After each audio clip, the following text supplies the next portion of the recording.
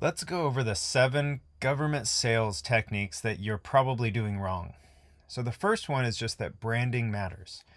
The way that your capability statement or your cap statement looks, that really matters. It could just be a plain white Word document or PDF, or it could have branding with colors and logo, maybe even a couple icons or logos from your past performance. It's always nice to have agency logos in there. So if you dress it up, give it a good look and feel, it will have a greater impact on the buying agent. Same goes for your federal web page on your site. If you don't have a web page on your site specifically towards the federal buyer, then you are probably losing sales because of that, because you're not reaching out directly to them. You should have a page that speaks their language, offers up your mission and how you help them, and also just lists all of your codes. There's a million codes that you have: your NAICS code, SIC, GSA, SIN, all of those, your UEI, all of the, basically speaking the language of the government buyer, so they could go to that one page and know that that is the place that they can find what they need. Number 2, building and organizing your proposal library. So if you're writing a proposal from scratch every time, you're wasting a lot of time. I'm not saying duplicate everything and be lazy, but I am saying that there is typically a lot of overlap in what you've written. And if you're sitting down for a half hour even and just writing one, experience section or any part of a proposal, and then you do the same thing 3-4 months later for a very similar proposal, you should have everything well cataloged, organized, all of that. And what that does is it saves you time so you can make more proposals that you respond to, and ultimately that you win more. And another benefit is, let's say you won a proposal, it's safe to assume that that was well written, and that is content that you should reuse in a similar proposal setting. So optimize that process. Number 3, building rapport with the KO. So they're people. Call them, email them, give them good questions from that relate to the RFQ. So dig into the RFQ as you're building out your solution. You're probably going to have some questions naturally. And of course, you could always just kind of guess and hope for the best. But if you reach out and you're very nice, you're courteous, you speak their language, and you just say, hey, we really want to help you. Phone is the best for this because you could really build rapport over the phone. But a very kind email can help as well.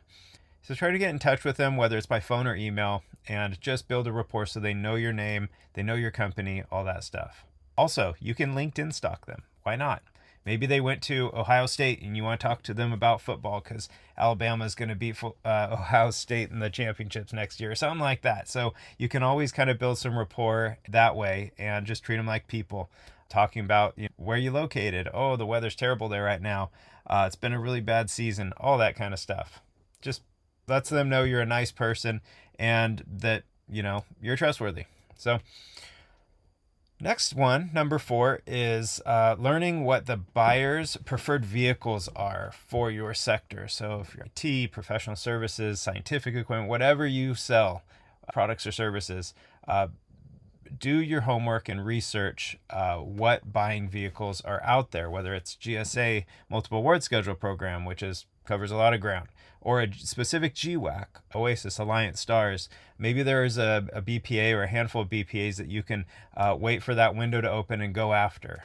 So learn those. This kind of comes naturally a lot of the time. The longer you're in the game, those things surface, but the sooner you get in them, the better. And sooner you know about them too, because the windows open and close. And the last thing you want to do is just find out about it right after the window closed.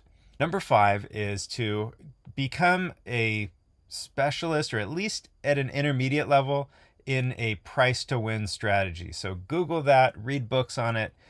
This is all about beating your competitors by knowing or anticipating what their bottom line price is going to be. So you could go and research them.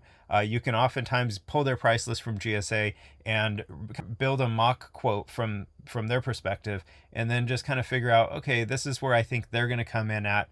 Let's drop it a little tick below it. Another way to go with that is anticipating what the buyer might really value in that project, and go and add some value that other companies that you're competing against cannot add that value.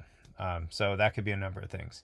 Next up is to use a bid consolidation service. So you could go to SAM. You could go to another website and look at state and local. You could go to another website and maybe there's some commercial stuff there. There's GSA over here. So you have to go to all these different places. Try to find a service that actually pulls them all into one place. That's something that's going to save you a lot of time and make your life a lot easier, especially if that service has some advanced filtering, because if you can kind of tamper with that filter over the course of a few months, and you can really refine it down and only be getting kind of the center of the target and maybe a little bit out of the opportunities that are a good match for you, and save yourself a lot of time having to read through a lot of opportunities to find the ones that you want to target. And the seventh and the last government sales technique is just to focus on long-term growth. A lot of themselves going after RFQ after RFQ without a long-term strategy to establish relationships with buyers, and specifically, several buyers within an agency. So you want to pinpoint the decision makers, and you want to connect with them. One way is just going to networking and conference events, specifically if there's matchmaking. It's always nice to have matchmaking because you can get face-to-face with people that you want to get to know. Another way is to just be very selective about this, but to email, hey, here's our capability statement.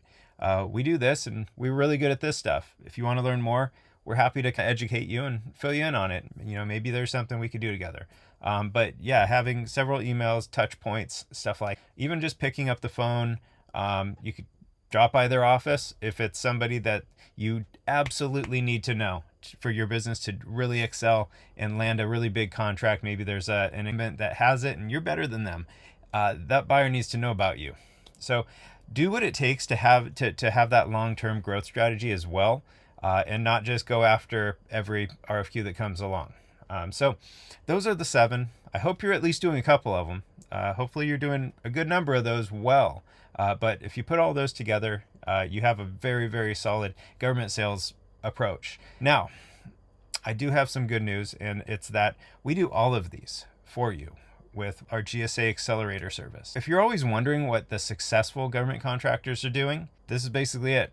The GSA Accelerator approach I built watching my customers over the past 18 years, and basically looking at the ones that have been doing really, really well in the government space, watching the high value actions that these successful customers do. Now, when you sign on, it's really just about focusing on those actions that are going to bring the highest return, have a really nice impact, and also don't waste your time. It's also about avoiding those actions that are a waste of your energy. Now, once you are on GSA Accelerator, you're going to learn what the winners are doing. That's very likely to have a really high impact. And we also do ongoing coaching. So it's really nice to have a strategy, but if you have a coach that's constantly on you to keep to that strategy, then you can't lose, really. So set a call. Details are below if you want to learn more, and just see if this is a good fit for you. Thanks for watching, and